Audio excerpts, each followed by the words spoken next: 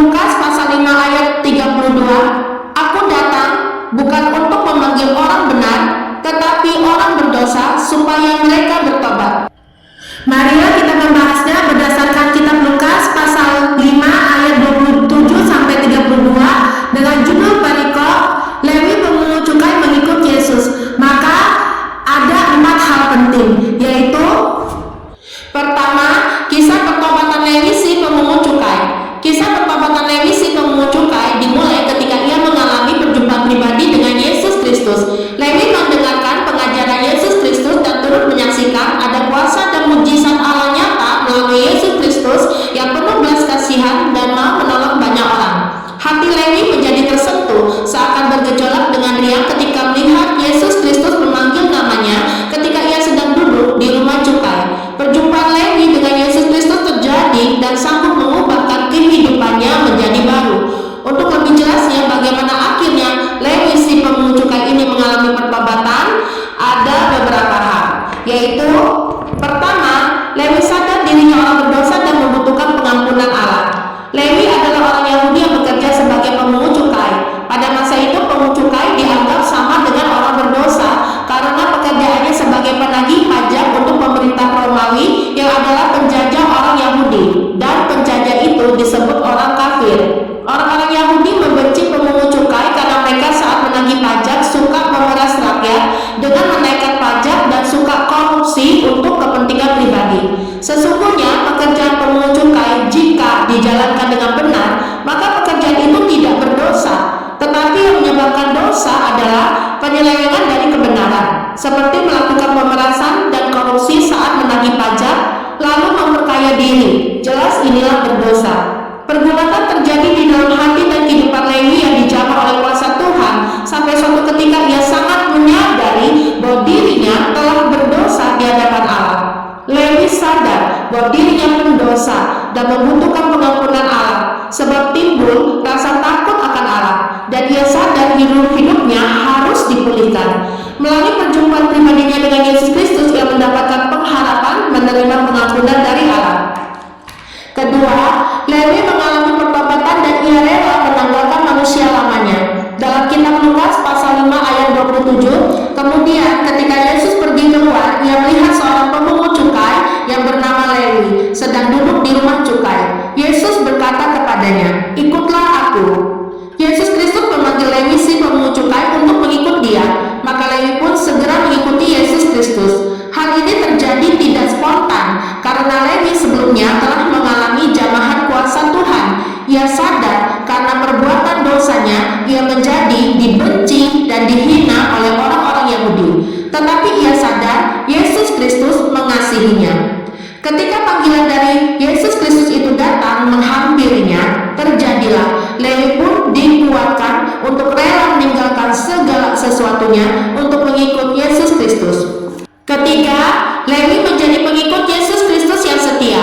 Dalam kitab Lukas pasal 5 ayat 28, "Maka berdirilah Lewi dan meninggalkan segala sesuatu lalu mengikut dia." Yang harus ia tanggalkan adalah manusia lamanya, termasuk pekerjaannya sebagai pemungut cukai dan gaya hidup lamanya yang berdosa dan menyimpang dari jalan kebenaran.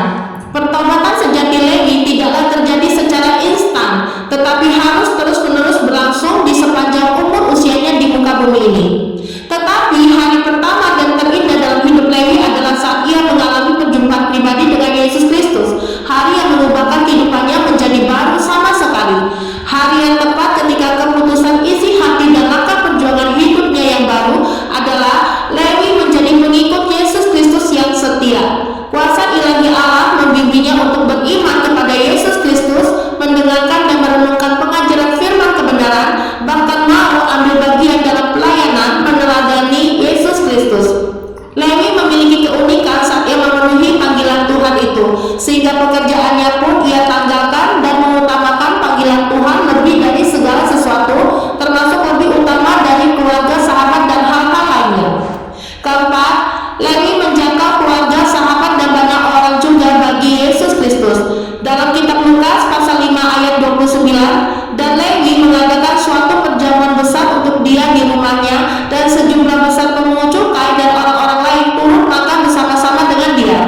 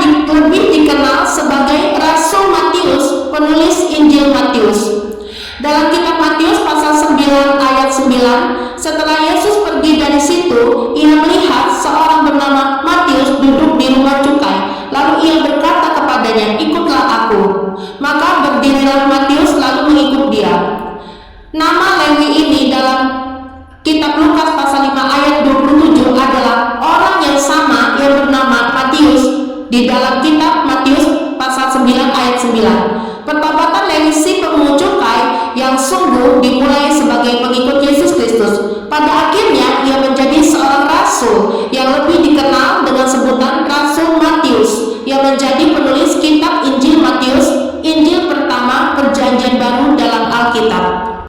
Kedua, pertentangan antara Yesus Kristus dengan orang-orang Farisi dan ahli-ahli Taurat.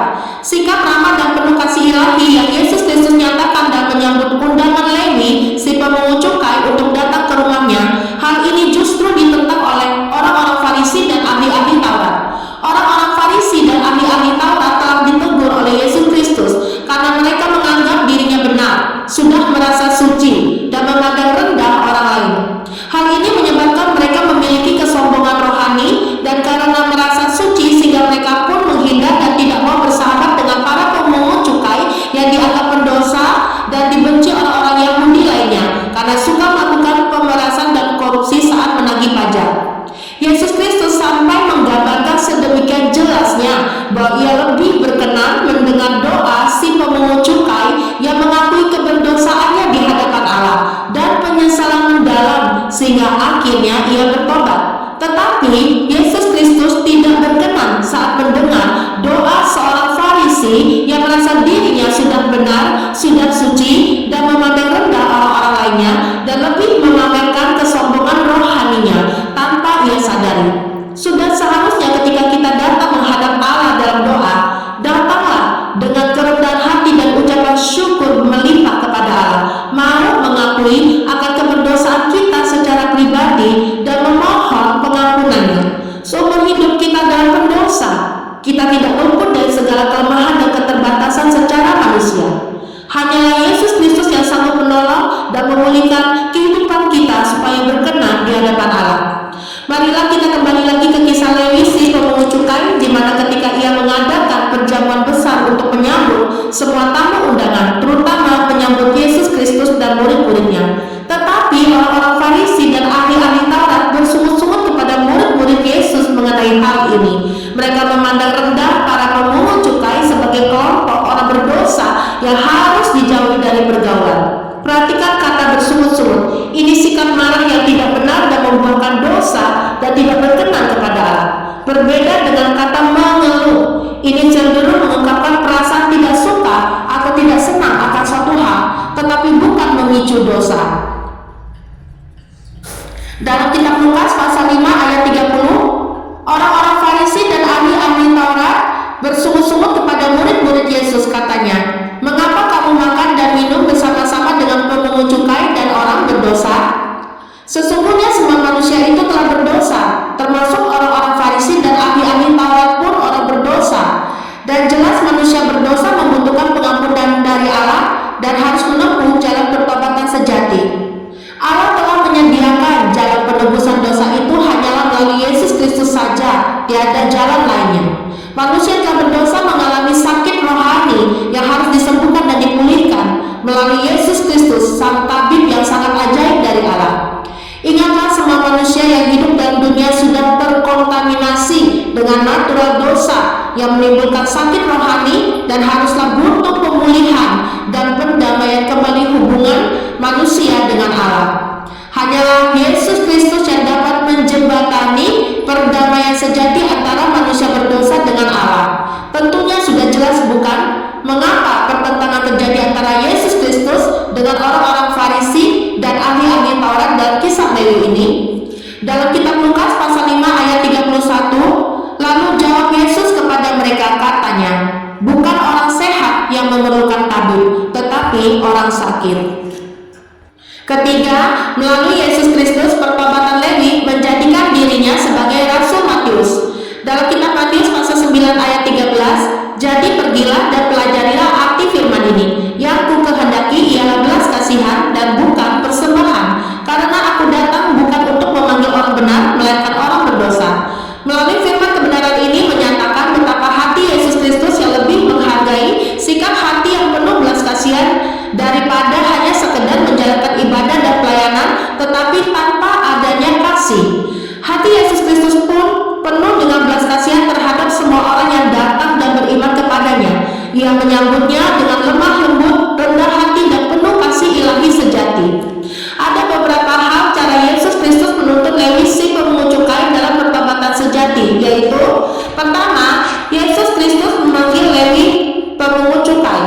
Yesus Kristus berkenan akan sikap hati dari Lewi si pemungut cukai yang datang kepada Allah dalam kerendahan hati dan mengakui segala keberdosaannya dan sungguh menyesalinya. Nampak jelas penyesalan atas dosa yang pernah ia lakukan menuntut Lewi untuk menanggalkan manusia lamanya itu. Ketika ia merindukan keselamatan dan saat tepat Yesus Kristus datang dan memanggil Lewi untuk menjadi pengikutnya, dan ia pun rela meninggalkan pekerjaannya dan segala sesuatu dan lebih memilih ikut Yesus Kristus. Kedua, Yesus Kristus menuntut Lewi pemungut cukai dalam pertobatan sejati. Yesus Kristus menuntut Lewi dalam pertobatan sejati, menjadikan Lewi sebagai muridnya. Sebagai muridnya, Lewi mendapat kesempatan besar untuk mengenal dan memahami kebenaran firman yang disikapkan oleh Yesus Kristus yang memperkuat iman dan sadar hidupnya beriman penuh kepada Yesus Kristus Tuhan dan Juru Selamat umat manusia. Yesus Kristus sering memberikan pengajaran firman dengan menggunakan perumpamaan, dan hanya kepada murid-muridnya mendapat penerangan surgawi yang lebih terang dibandingkan dengan yang didengar dan didapat oleh banyak pengikutnya yang lain. Karena antara Yesus Kristus dan murid-muridnya yang disebut para rasul Kristus itu ada suatu kedekatan harmonis dan erat dalam berjuang memberitakan Injil Kristus dan menyelamatkan mereka yang terhilang dan tersesat. Banyak pengalaman spiritual yang Lewi alami bersama Yesus Kristus dan para muridnya yang lain yang sanggup mengubahkan seluruh kehidupannya secara pribadi menjadi berarti dan berharga di hadapan Allah. Ketiga, Yesus Kristus menjadikan Lewi dikenal sebagai Rasul Matius, penulis Injil Matius. Yesus Kristus melihat potensi dan kemampuan yang ada dalam diri Lewi yang kemudian lebih dikenal sebagai Rasul Matius, sehingga ia memuridkan Matius. Rasul Matius secara pribadi saat mengikut Yesus Kristus mengalami pertumbuhan ke arah kedewasaan rohani yang membuat mata rohaninya dicelikan untuk mendapatkan pemahaman dan singkapan firman Allah yang menuntutnya menjadi penulis Injil Matius. Meskipun masa lalunya Lewi atau Rasul Matius ini adalah pemungut cukai yang korupsi, tetapi buah pertobatannya nyata sekali, apalagi ketika ia menjadi Rasul Kristus dan dipercayakan Allah sebagai penulis Injil Matius yang mempunyai ciri khas dalam tulisannya. Buah pertobatan sejati Rasul Matius melalui Injil Matius sangat menginspirasi semua orang percaya dalam dunia untuk dapat melihat dan mengenal secara mendalam siapakah Yesus Kristus sebenarnya dalam seluruh hidup dan pelayanannya yang sejati, murni, suci, dan tulus bagi keselamatan umat manusia dalam dunia ini.